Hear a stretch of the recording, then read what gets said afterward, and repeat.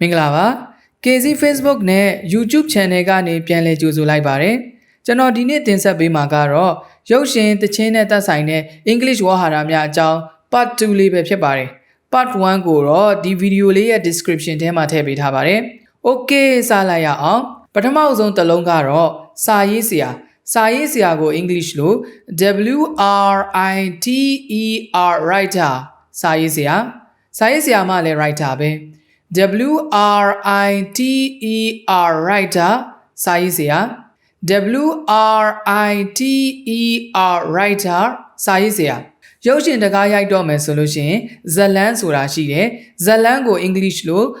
STORY story ဇလန်းပုံပြင်လို့လည်းခေါ်တယ် STORY story ဇလန်းရုပ်ရှင်ရိုက်ရင်ဇက်ညွန်းဆိုတာလည်းရှိတယ်ဇက်ညွန်းကိုတော့ SCRIPT script ဇညွန် SCRIPT script ဇညွန်ရုပ်ရှင်ကို English လို့ FILM film ရုပ်ရှင် FILM film ရုပ်ရှင်ကိုနောက်တစ်မျိုး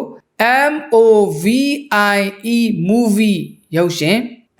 MOVIE movie ရုပ်ရှင်ဓာတ်ပုံကိုတော့ PHOTO photo ဓာတ်ပုံ PHOTO photo ဓာတ်ပုံဟုတ်ပြီရုပ်ရှင်တကားထွက်လာပြီးရုပ်ရှင်ပြသတဲ့ရု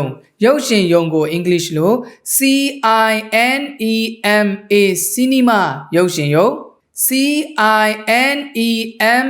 cinema ရုပ်ရှင်ရုံ Okay ကျွန်တော်နဲ့အတူအတန်ထွက်လေးတွေတစ်ခေါက်လိုက်ပြောကြည့်ရအောင်ပထမဆုံးတစ်လုံးကတော့စာရေးဆရာ English လို့ writer ဇလန်းကိုတော့ story ပုံပြင်လို့လည်းပြောကြတယ်ရုပ်ရှင်ရိုက်တဲ့အခါဇညွန်းဆိုတာရှိတယ် English လို့ script ရုပ်ရှင်ဖြစ်လာပြီးရုပ်ရှင်ကိုတော့ film ရုပ်ရှင်ကိုနောက်တစ်မျိုး movie ဓာတ်ပုံကိုတော့ photo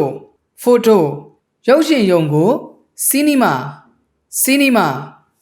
ဟုတ်ကဲ့ပါဒီသင်ခန်းစာဗီဒီယိုလေးကိုသဘောကျနှစ်သက်တယ်ဆိုလို့ရှိရင်တော့ like and share လေးလုပ်ခဲ့ပေးကြပါဦးเนาะဒီဗီဒီယိုလေးနဲ့ပတ်သက်ပြီးတော့မိတ်ဆွေတို့ရဲ့အမြင်ကိုလည်း comment မှာရေးခဲ့ပေးကြပါဦးเนาะ Okay K Zee Facebook နဲ့ YouTube Channel ကနေဒီလိုသင်ခန်းစာဗီဒီယိုတွေကိုအမြဲတမ်းပုံမှန်တင်ဆက်ပေးနေမှာဖြစ်တဲ့အတွက်ကျွန်တော်တို့ရဲ့ K Zee Facebook နဲ့ YouTube Channel ကို like follow subscribe လေးလုပ်ခဲ့ပေးကြပါဦးအားလုံးကိုကျေးဇူးတင်ပါတယ်